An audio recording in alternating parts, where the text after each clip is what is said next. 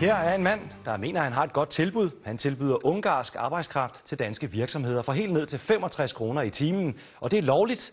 Nu skal vi til Budapest, hvor firmaet hyrer ungarer til at arbejde i Danmark. Det er en god dag for manden her. Sandor Čeke skal til Danmark og arbejde på en gård. In the last years, I cannot find in Hungary a really job where I can work for a long time. Så det er ikke bare et farvel til ledigheden. Forude venter en månedsløn på omkring 7.000 kroner. Det er mere, end han kan få i Ungarn. It's very good. Arbejdsgiveren betaler vikarbyrået 80 kroner eller 65 kroner i timen for en medarbejder som Sandor Čeke. Hvor meget han så får i lommen, kan vi ikke få at vide, men ifølge TV-avisens oplysninger ligger lønnen på mellem 30 og 40 kroner i timen. Det er selvfølgelig en udnyttelse af lønniveauerne. Det er udnyttelse af, at Ungarn er på et andet stadie økonomisk end Danmark. Og det er jo hele grunden til, at konceptet kan lade sig gøre. Og det han gør er fuldstændig lovligt. Der er ikke nogen lovmæssig mindsteløn, så det er ikke ulovligt at aftale meget lav løn. Andreas Kauders vikarbyrå er blot et af mange i Danmark, der tilbyder billig østeuropæisk arbejdskraft. Der ligger jo i hvert fald nok en 1000 virksomheder nede under her, som blomstrer på den ene og på den anden måde. Og mange af vikarbyråerne underbetaler ifølge 3F deres ansatte. Det samme mener de om Andreas Kauders firma, ud fra brevet her, som han har sendt ud til danske virksomheder. Så står der jo også her nede under, at specielt så vil de blive afhentet ved den nærmeste station. Det vil sige, at den ene dag kan du have et arbejde i Nordjylland, og i morgen så kan du have et job nede på Faxe dernede. Altså det her, når man læser det her igennem, det er jo rent slavelignende forhold, det her, det er det. Slaveri handler jo om at tvinge folk til noget, og det gør vi ikke. Så endnu en underskrift bliver sat i Ungarns hovedstad.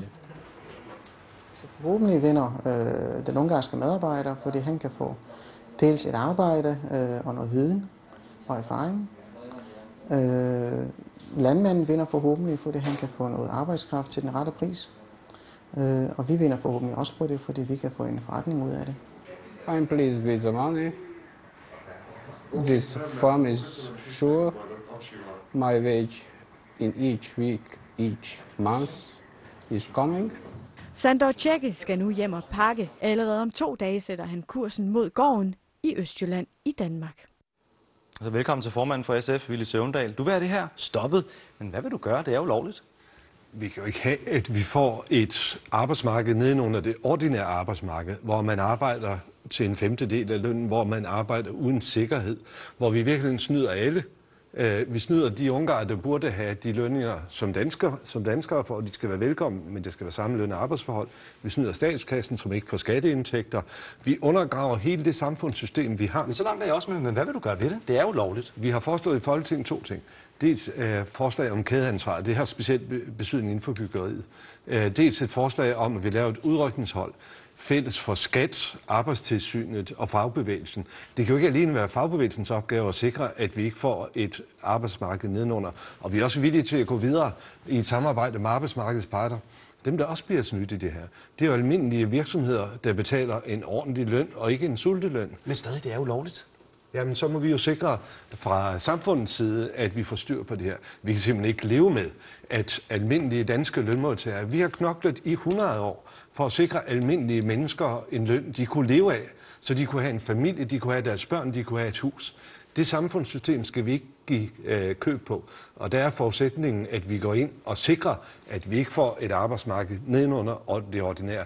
Det gør vi gerne, og vi gør det gerne i et samarbejde med arbejdsmarkedets parter, både med arbejdsgiverne og fagbevægelsen. Ultrakort her til sidst. Hvad vil du gøre for at lave om på det nu?